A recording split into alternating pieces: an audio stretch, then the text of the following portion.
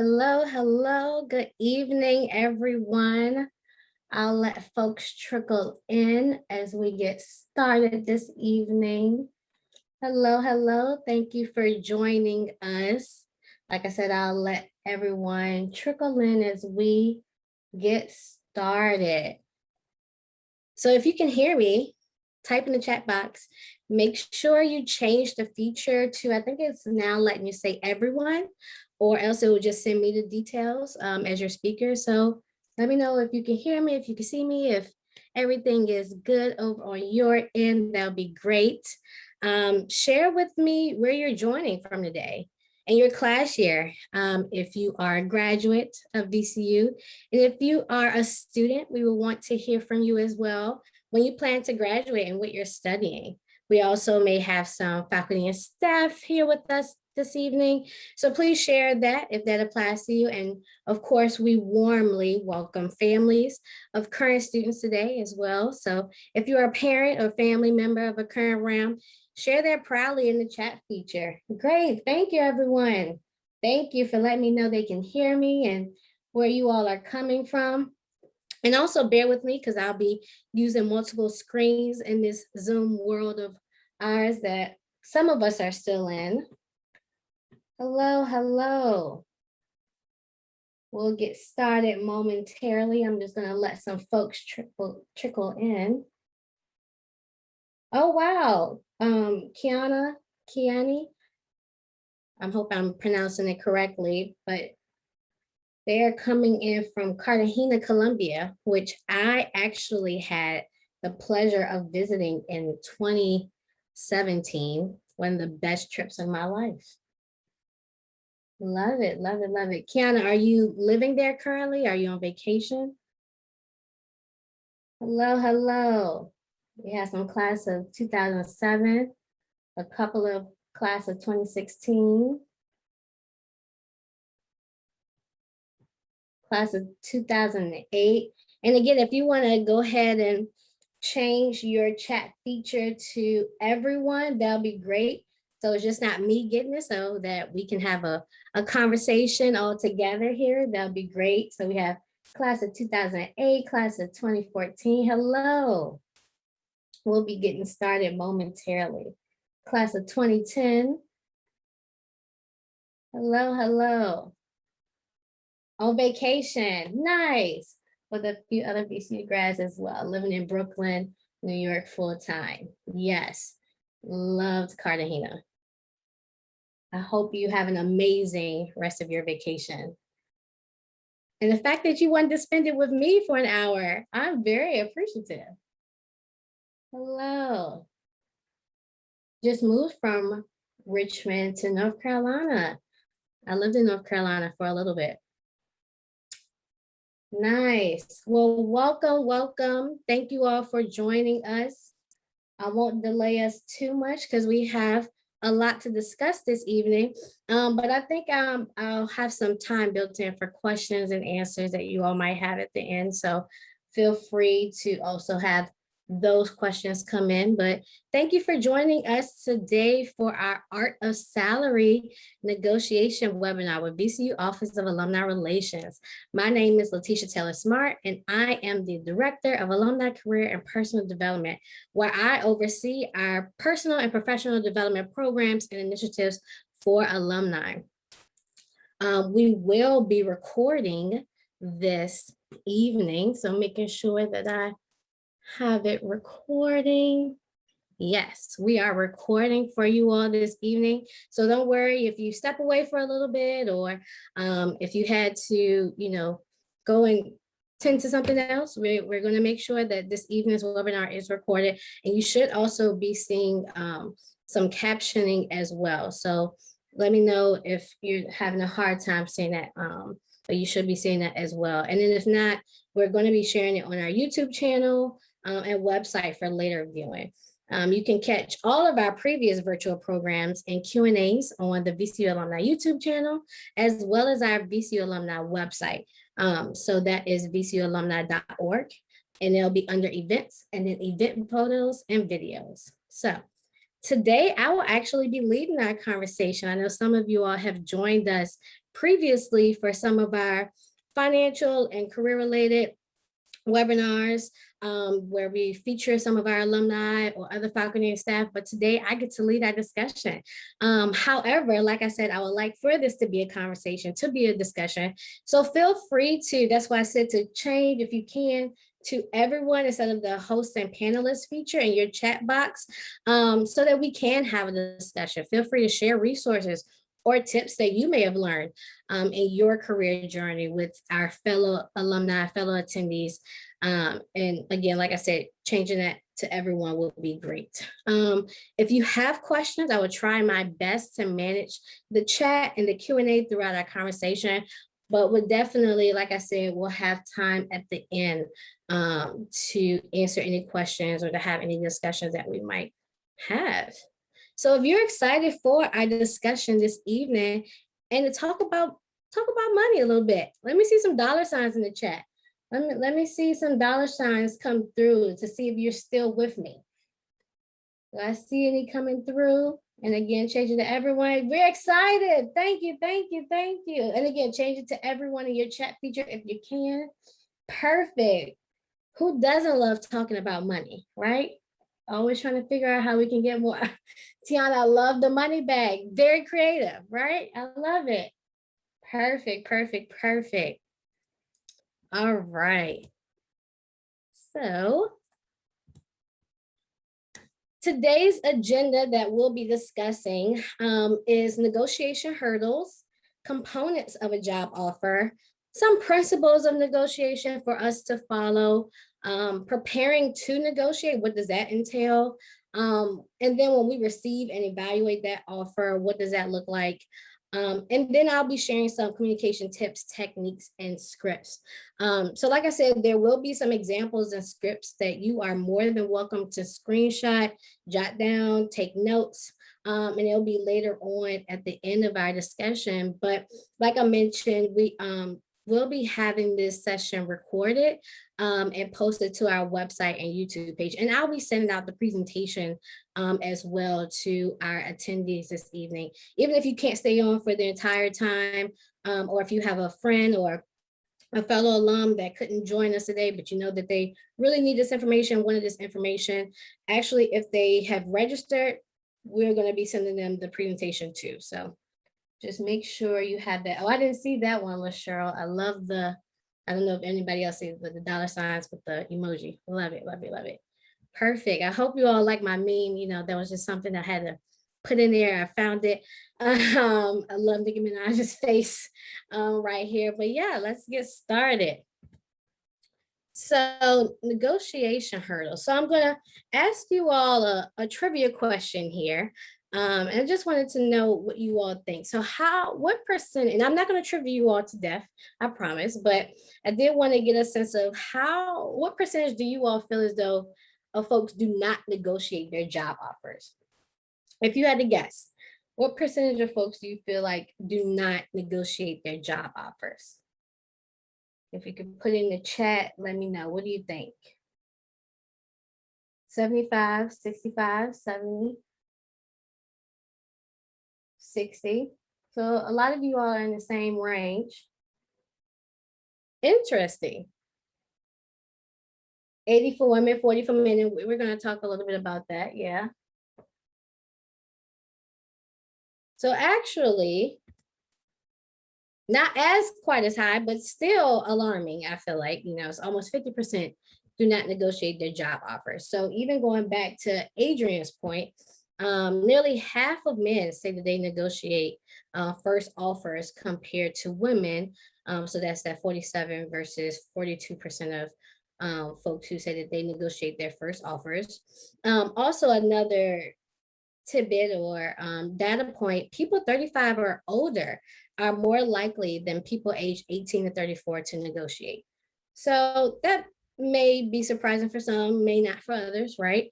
You know, especially when we think about the age component, right? So right out of college or right when we're starting our careers, we may be more timid. We may not, you know, think about how we could best negotiate for ourselves versus if we've been doing this for a while and we're, you know, probably in our third, fourth job, we're a little bit more comfortable in negotiating. So why don't people negotiate, right? So we can all admit that negotiation can be challenging, even more so sometimes if you ask folks than getting through the interview process. Even though we've submitted our application materials and we've gotten that together, we've interviewed for the first round and second round, and we interviewed with the president, the AVP. And even when we get to that negotiation process, it can be very daunting. And so we might often see some of these things that's on the screen here. We may often say, we're afraid of losing a job offer if I negotiate, or I don't want to seem difficult, right? I think that I hear that probably mostly with those who I come across that identify as women, who identify as women of color. I don't want to seem difficult, right? There's a whole nother layer to that, right? That we might experience as to why we don't want to come off that way. I don't want to seem greedy, or it never seems to make a difference. So I would say, think about it like this. Think of the next time when some of those fears bubble up, or, some of those things come into your mind, think about this situation or this scenario. Let's say you're offered a job at $50,000 and that fear creeps up, it bubbles up, right? Versus even negotiating $5,000 more, so $55,000. So think about that, the difference between $50,000 and $55,000. What is the lifetime or career time impact to just not negotiating that one $5,000 increase?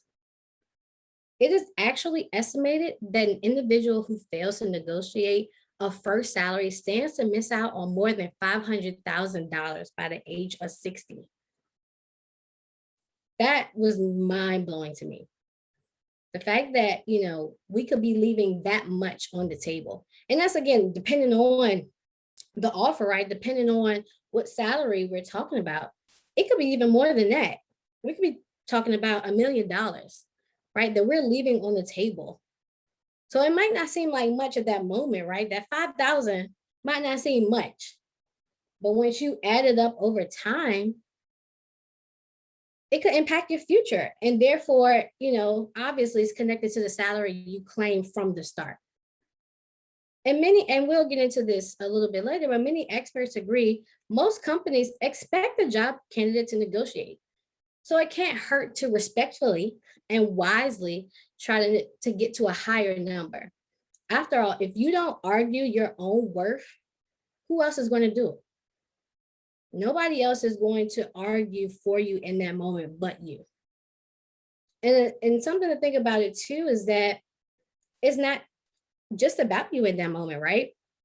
There's other people that moment is being impacted, whether it's your spouse, whether it's your family, your child, whether it's your people that's coming up behind you, whether it's what you want to do in the community, what you want to do for yourself.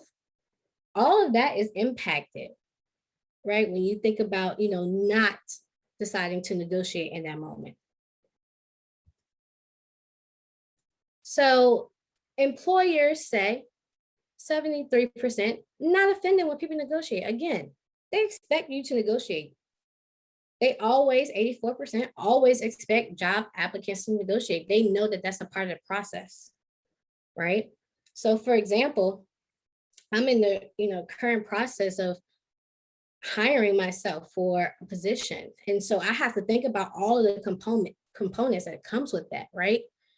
So I know that even though I might offer this position to someone, that doesn't mean that once that negotiation phase starts, that's going to be the candidate that's going to come on board, because we have to have a conversation. There's a negotiation process that has to happen.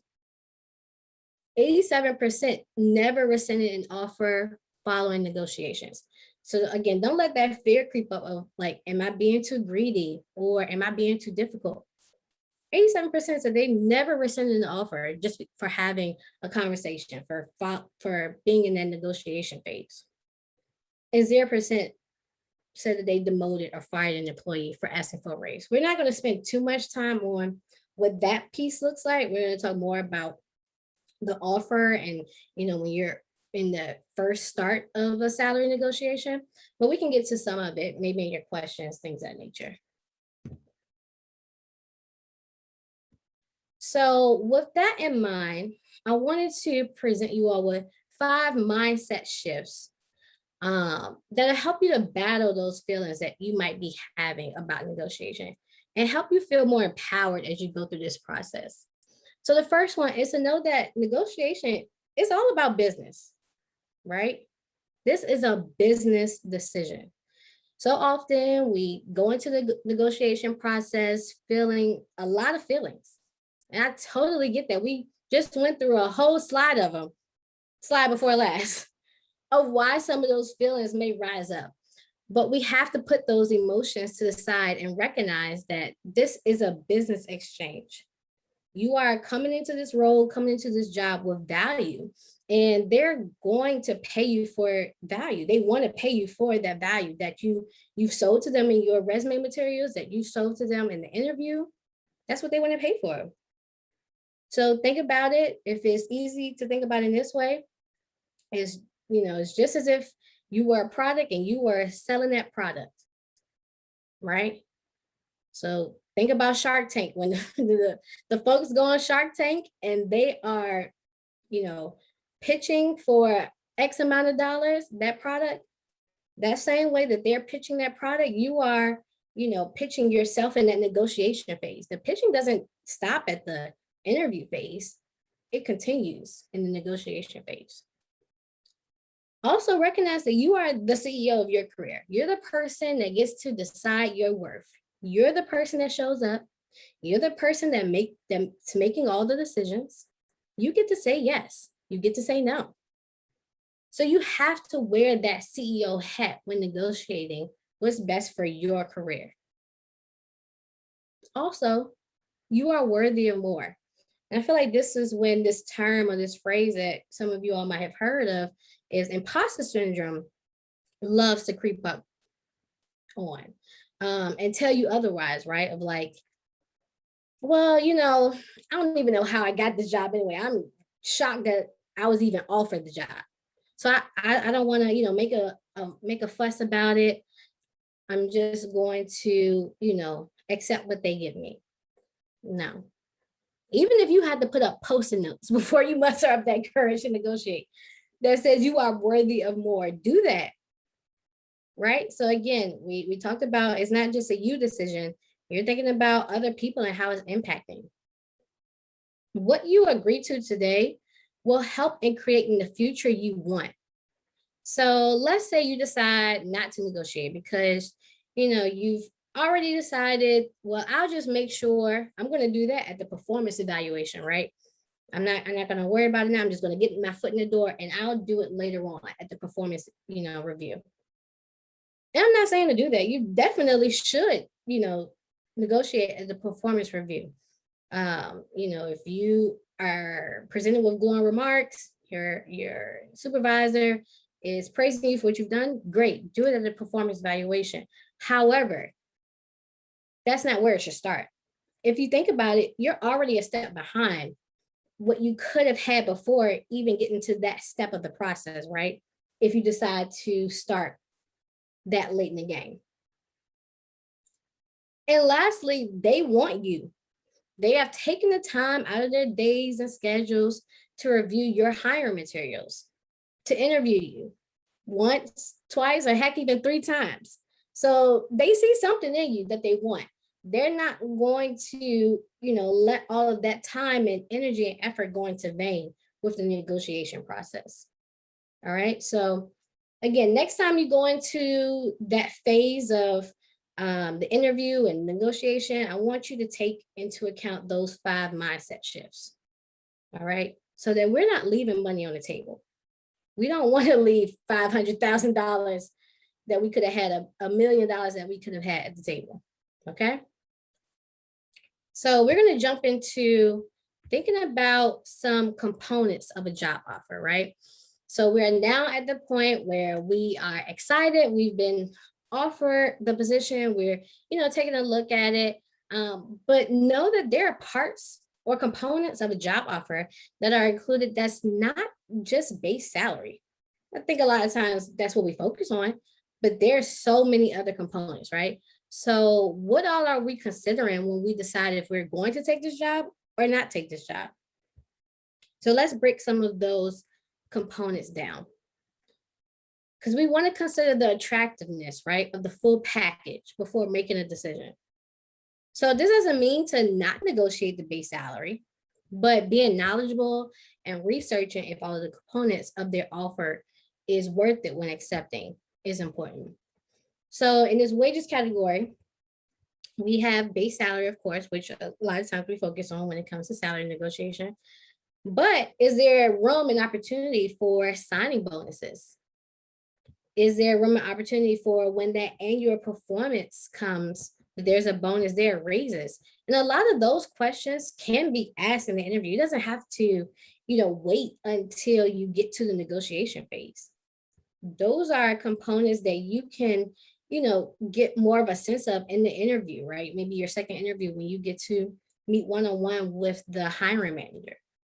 Talk about, what do raises look like? What does annual performance evaluations look like here? What are the components of that? Then you have your benefits, right? So, a lot of times, when it comes to stock equity or 401k, they may look the same at different companies. They all may look the same. However, there could be an opportunity, let's say that they decide that, hey, usually in your fourth year, that is when, we'll match however much amount, or, we'll allow for this discount for stock. Is there an opportunity for you to negotiate to get that sooner? Right? And again, don't limit yourself to just negotiating base salary. But let's say that the base salary is not something that is able to be negotiated on. Are there other components? Paid time off, relocation expenses, that's huge. So if you're leaving from Richmond, I think somebody said that they just left from Richmond to New York. That's definitely something that can be, negotiated and talked about in this phase, is relocation expenses. That's a very different jump, right? And as far as what the price and everything looks like in those two cities, in Richmond and New York. Price of rent, food, utilities, things of that nature. So definitely take into account. And I will say this too, even if you are negotiating salary, does not discount that you can also negotiate other items.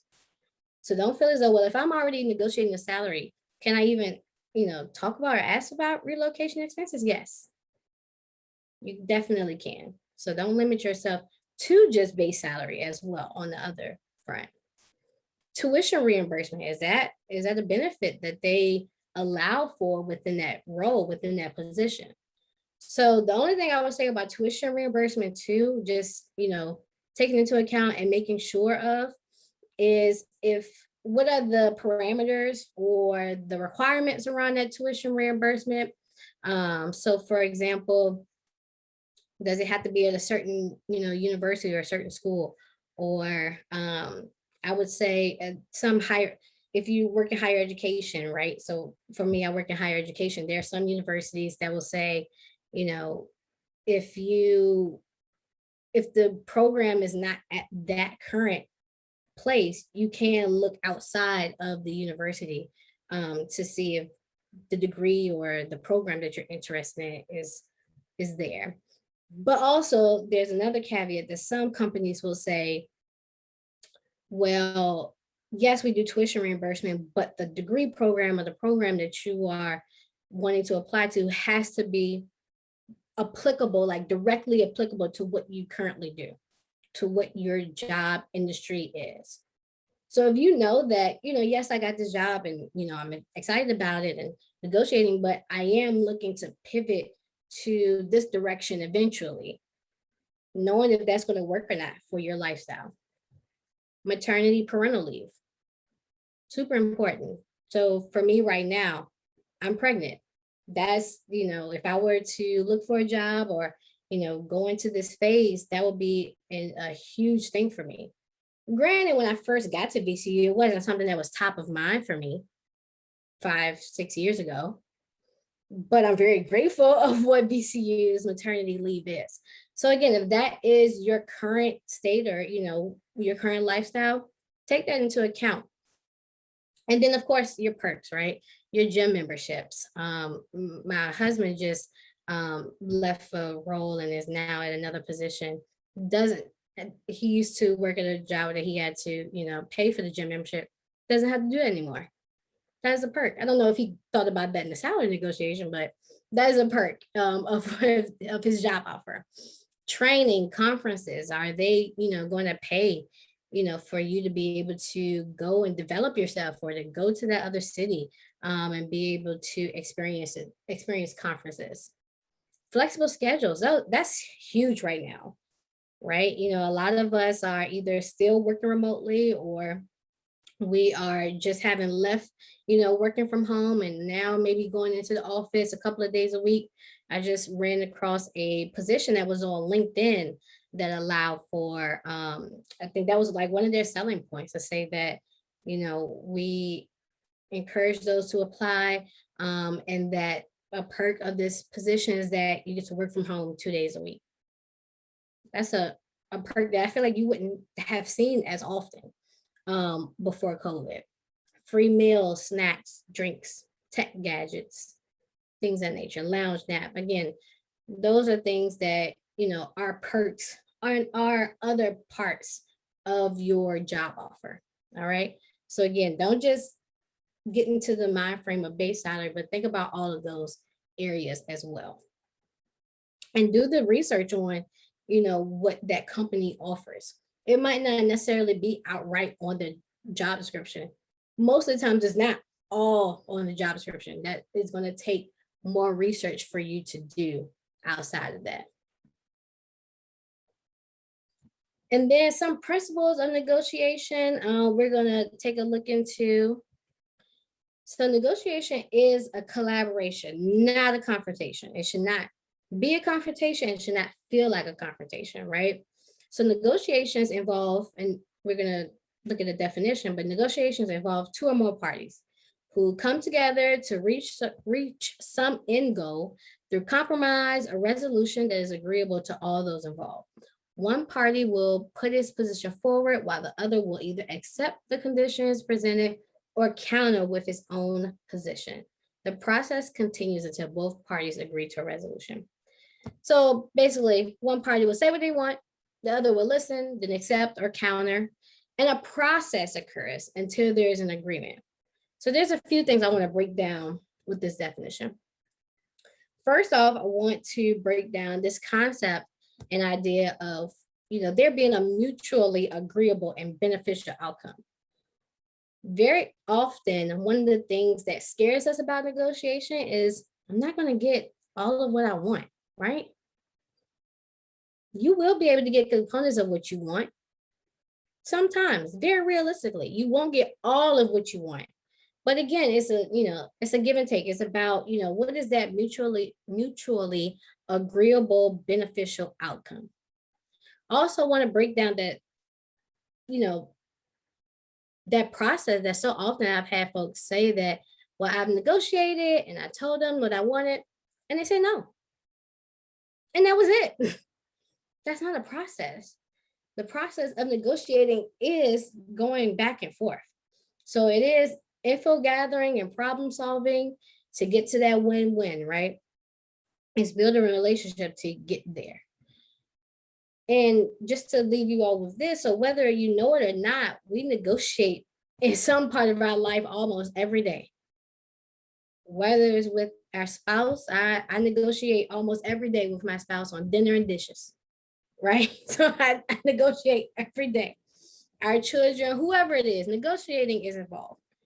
So again, think about it like that. We're not new to negotiating, or, it's not something that doesn't happen frequently. It's just in a different component, a different aspect.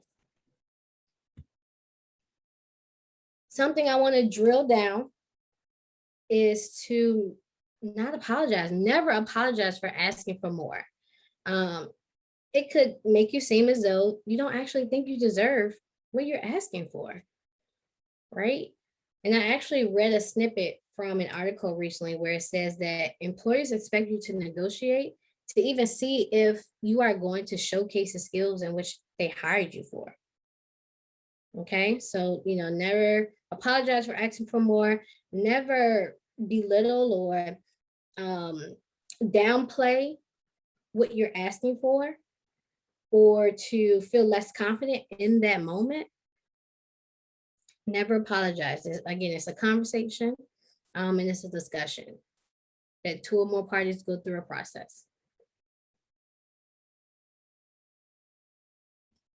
So I have this on here, right? And you might be saying, well, we're talking about negotiating. Why are you telling me you do not have to negotiate? I 90% of the time feel as though you should always think about negotiating. However, you may have gone into the process saying that there's X amount that I know that I needed to obtain to accept this offer. Or even they presented me with a range on the application. I saw the range and they offer me the top of the range. So you don't necessarily have to negotiate salary in that component if you don't feel as though it's necessary for you to do. Again, I never say leave money on the table, so all they can do is say no. But again, that's something to always think about. However, if you don't feel like you need to negotiate in that moment, there are still questions that you need to be asking, that you still need to be considering. And some of these questions may even arise again in the interview stage before you even get to negotiating.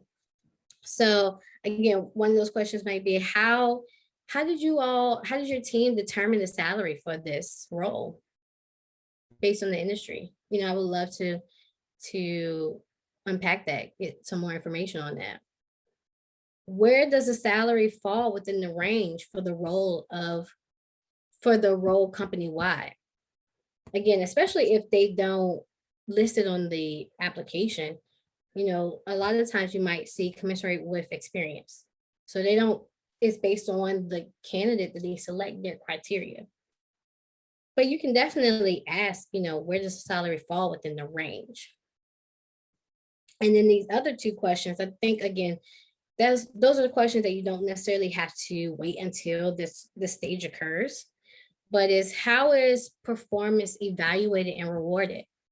So that's a great question that you can ask to the hiring manager, or maybe even asking for, if you get to meet with other your future coworkers in a setting during a second interview. How is performance evaluated and rewarded? What are the opportunities for advancement? And again, those are questions that can help you into determining the best fit for what the salary is offering you and offering your lifestyle. Okay. So we're going to go into preparing for negotiation. So we have these 5 components of preparing for the negotiation phase, right? So first, you want to determine what is necessary for your quality of life. Your financial needs. What do you absolutely need in order to survive in life? If you are not already budgeting, this is where this will come in handy. Now, I'm not going to go into budgeting because that is completely out of my wheelhouse. However, knowing, and we're going to take a look at this in the next slide, but knowing your financial needs to a T is going to come in handy, so you can know more information on what that salary needs to be for you. Looking at the cross-market salaries of people similarly situated in the industry is important. Doing your market research. And actually, I don't know if you all heard about this or came across this. A tip I just came across on LinkedIn actually is, if you are looking for a more accurate salary data for your target role, apparently search for it in Colorado. And I actually did my own research, look to see how this panned out. And let me know if you've heard of this before in the chat. Apparently earlier this year, Colorado passed a law requiring employers to disclose their targeted pay range in job postings. So I would say this, because of that, see if you can head to any job search engine. But for example, let's say you're going to head to LinkedIn jobs. And LinkedIn, if you did not know, has its own job search engine. Search for your target role, change the location to Colorado, United States. Find job descriptions for roles at your target companies and note their salary ranges.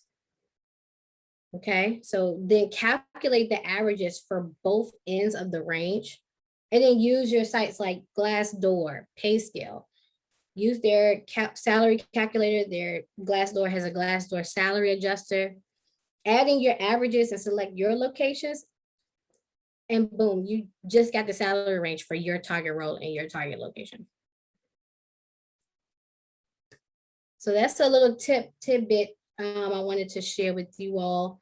Let me know if that works. I have my email at the end of the presentation, but I would love to know how that worked for you. If you've heard that before, let me know too.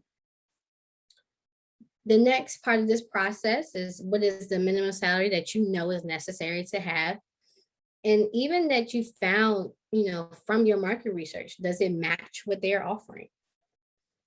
Again, we talked about this a little bit before, but are there additional items that you are wanting to negotiate outside of that base salary? And then prepare a script and help you in that conversation. And I have some language and some jargon and a script actually coming up that will help you in having that conversation. So we're going to take a look at some of the components of this. So looking at financial needs, market research, non-wage negotiables. So again, we talked about how budgeting is going to be crucial in this. So you might even want to go into this before you even get to this step. Because thinking about your rent and mortgage, let's say you're moving from Richmond, let's use the example again, to New York, you need to then know, what does rent and mortgage look like in New York? And especially thinking about what that salary is going to help or not help in that case. Also, food, utilities, relocation costs, your lifestyle. So your lifestyle as a mid-20s new grad, very different than your lifestyle and what you need in a salary or what you need in a job offer when you maybe mid-30s, 40s with a family. Savings, debt, financial goals. However, I want to, reiterate this. Those financial needs are not reasons as to why they should increase the salary offer, the job offer, right? They don't care about that per se, right? So they don't care that, you got student loan debt up to the wazoo, which we all probably, I know. So again, you want to give them reasonable reasons as to, why you feel as though your salary or what you expect your salary to be should be that. But again, this is for you, for your own research to do.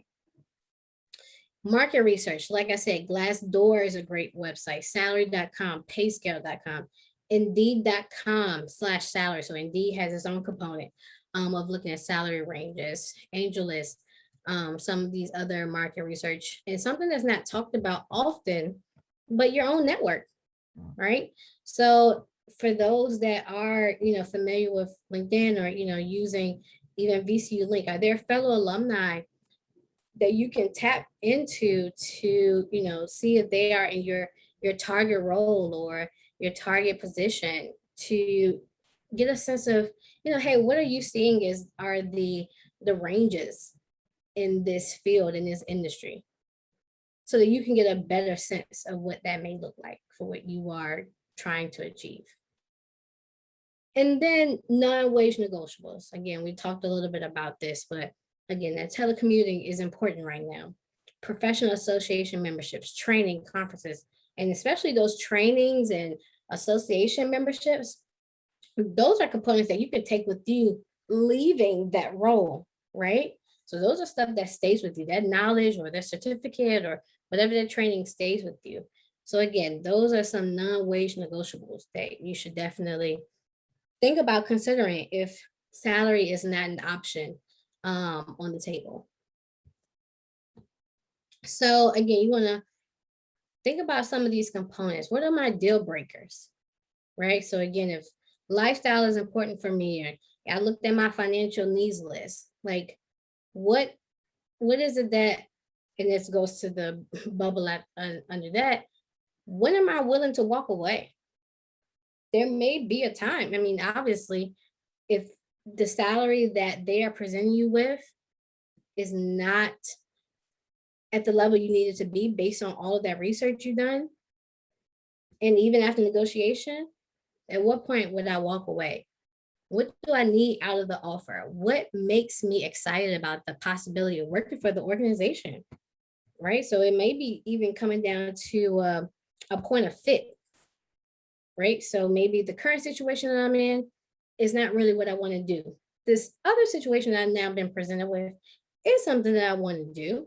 And it makes me happier. It makes me more excited to do the job that I want to do. And then what options do I have besides this opportunity? Do you have multiple offers that you are having to, weigh? So again, those are some of the questions and conversations that you might be having with yourself during this process. So now we're going to just touch on receiving and evaluating offers really quickly, and then go into showing you all some scripts, showing you some real language that you can use throughout this process. So receiving an offer on that call, when they are now providing you with the offer, know that one is not a requirement to have to tell them one way or another in that exact moment. If they express the offer and it isn't what you expected, still remain appreciative and enthusiastic and response and positive, like I have here on the screen. Because again, and don't get discouraged, because 9 times out of 10, what they offer first is not their best offer. So this is when you thank them for the opportunity and for extending the offer. And if they don't already tell you, this is when you can also ask them, when would they need a decision by? And if so, to get it in writing so you can take some time to consider it. All right, so think about all of those components when you are evaluating and receiving your offer. So I think that these will probably be super helpful for you. And again, being able to just have language and conversation around some of these scenarios and situations. So again, feel free to screenshot, feel free to jot these down. And we're going to start with tips first. So some of these tips: negotiating in person or via phone. So negotiating in person or via phone is typically more ideal. And the reason I say that is it's easier to not get yourself locked into a numbers game, right? So negotiating in person gives you the opportunity to adjust your script that we worked on, just a couple of slides that we talked about, based on the feedback you're receiving from the hiring manager. Not to mention, you can then, look at his or her body language, which can be a big tip off. You also have to worry about, again, when it comes to email, sometimes was my request taken the wrong way, waiting to hear back, etc. Again, if you can, negotiate in person or via phone, I think is ideal. But there are situations in which, negotiating via email, makes the most sense for you, especially if that confidence is something that you are, working on, things of nature. That makes total sense. Ask open-ended questions. Again, allow for it to be an open conversation, for there to actually be a discussion had. And be solution-oriented, interested, and positive. So again, don't get discouraged from the conversation. Again, we looked at the definition of negotiating. So, think about the solutions that you can add to their team, you can add to that company. And be interested. Obviously you took your time out too, right? To apply for the job, to go and be interviewed. Some other tips here. Silence is your friend. So you all might be like me, extroverted, and may struggle with this. And so you might struggle with silence. I very much struggle with silence in a moment where I'm like, it feels eerie, right? But silence is your friend in this moment, right? You want to hear first from them, what their offer is, what their range is, and then be able to work from there. Again, ask questions, don't apologize for asking questions, and make reasonable requests, right? So all of your requests should be backed up with a reason or explanation why, you feel as though that request is being had, whether that's salary, whether that's a non-wage negotiable. Why is that request being had, in your salary negotiation? So like I said, next we're gonna take a look at some scenarios to look at just how we can frame some of our language in response. So let's say you were asked, what are your salary expectations? And again, what I have here, this approach is appropriate only in the early stages of the interview process. So this technique is, obviously looking at the approach of delay, right? So silence is my friend. Before discussing a salary range, it will be very helpful to know more about the responsibilities so I can get a sense of what you need. And then do a bit more research. Can we discuss this after I've interviewed? So again, this is if they're asking what are your salary expectations. And this is especially if, let's say, you are being called for a phone screen, right? So this is doing that part. Also, another scenario. At this early stage, I would prefer if we focus on determining if I'm the best candidate for the job. I'm confident we will agree on a salary once we determine I am the right fit. So again, that's, one technique.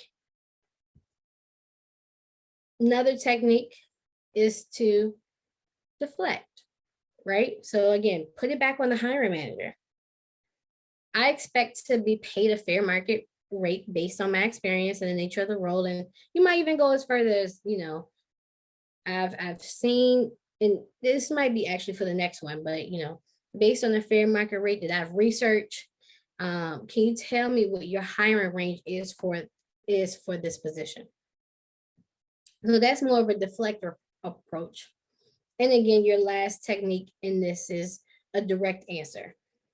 And again, this is helpful if you feel as though you're already researched, you've already, you're already prepared to have this conversation. You feel confident having this conversation in that moment. So based on my research, I believe a salary in the range of XYZ is fair for someone with my skills and experience. I'm always open to negotiation pending the details of the offer as a whole. All right. So those are 3 different techniques that you can use, again, based on where you are in the process, based on how you feel as if the conversation is going. But those are some examples that you can use there. Let's say they ask you, what is your current salary?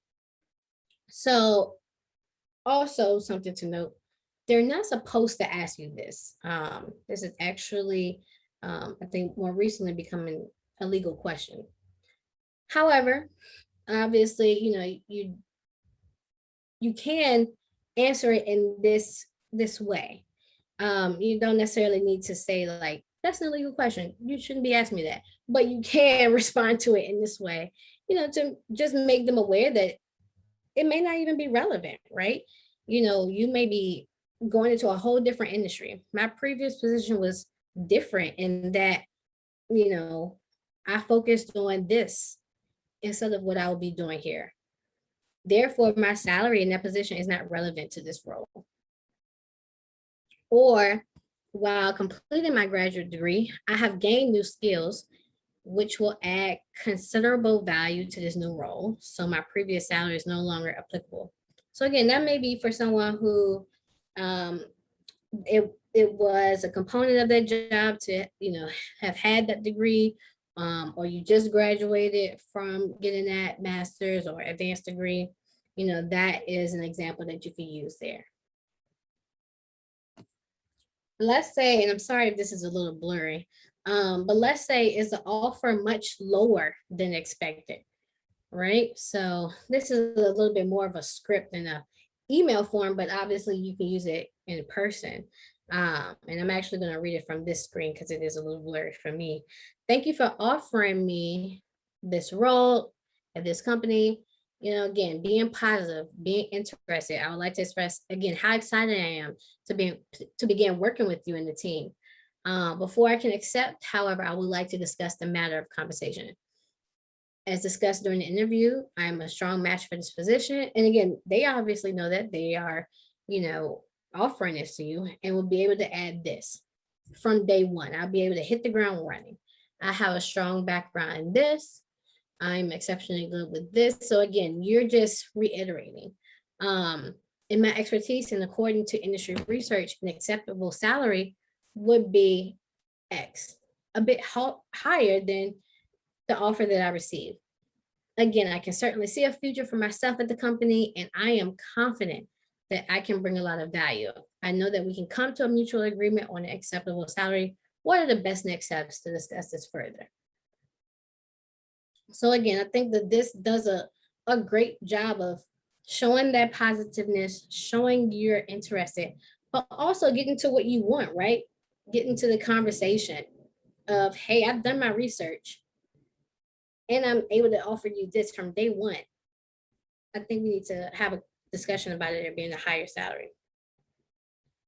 Another component here, or another use of language could be, again, if the offer is low, I'm very excited to receive your offer and I'm looking forward to joining the team.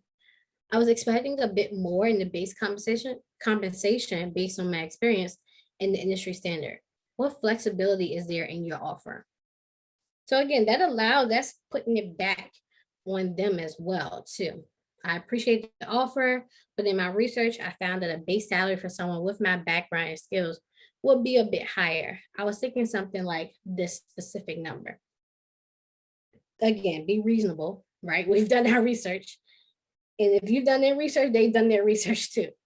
All right. So you just still, again, want to be reasonable with whatever that number may be. So what if you get pushed back? That could very well happen. Again, this is a back and forth, right? So if I understand where you are coming from, and I just want to reiterate that I do think I add value, a high value to the team, and that this will be a great fit. I think my skills are more in the range of this. So you wait back for what that conversation looks like. So, you get back and they're not budging. The salary, is what it is non-negotiable. I understand that the base compensation is fixed, or that the base compensation is fixed. What possibilities exist for negotiation in the rest of the package? So that's one way to go about it, of like, again, asking them that. But if there are other components, again, we've already looked at the components of a job offer. If there are other components that you already know would be, something that you would like to be considered, go ahead and mention that as well. And so if you have multiple things to negotiate the entire package. Don't feel as though you can't, but be clear and make it a point of letting them know the relative importance of each of those items. Again, if they won't budge, ask questions to, understand their side. After the conversation goes back and forth a few times, you have to, accept that it is non-negotiable. So yes, it is a process. Yes, it's a back and forth. But, there is a point in time where you can sense where the conversation is at a place of non-negotiating. And you can, risk harming the relationship. Doesn't mean that they're going to rescind or anything like that, but again, you just want to think about what that relationship will look like with your hiring manager. And that is where you decide if you're willing to walk away. So they ask if you have other offers. Be truthful about existing or expected offers. And you never have to give those exact details, but you can discuss general comparability or offers in that moment for sure. So my final thought with you all this evening It's not just about getting the most money possible. So yes, we love money and we always want to get money. But successful salary negotiation means that both parties feel they have made the best deal, right? Mutually agreeable financial outcome for both parties. So I have some resources here that I wanted to leave you all with. Like I said, I'll be sending the presentation to you all so that you can take a look at some of these resources. And again, hopefully that will help.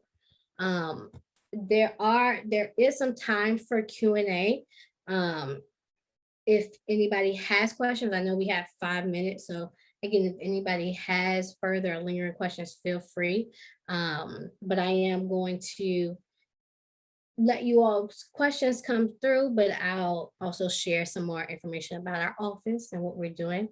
But first, thank you so much for joining us today and for spending your evening with me. Like I said, if you do have questions, feel free to put them in the Q&A pane or section of your chat or at the bottom. And I can get to those as well. Or if you want to email me, my email is here for you to email me. I can provide you with further questions or resources. If I don't necessarily know the answer to that question, I can definitely connect you with someone who does. For example, I know that I had gotten a question in the registration about stock options, things of that nature.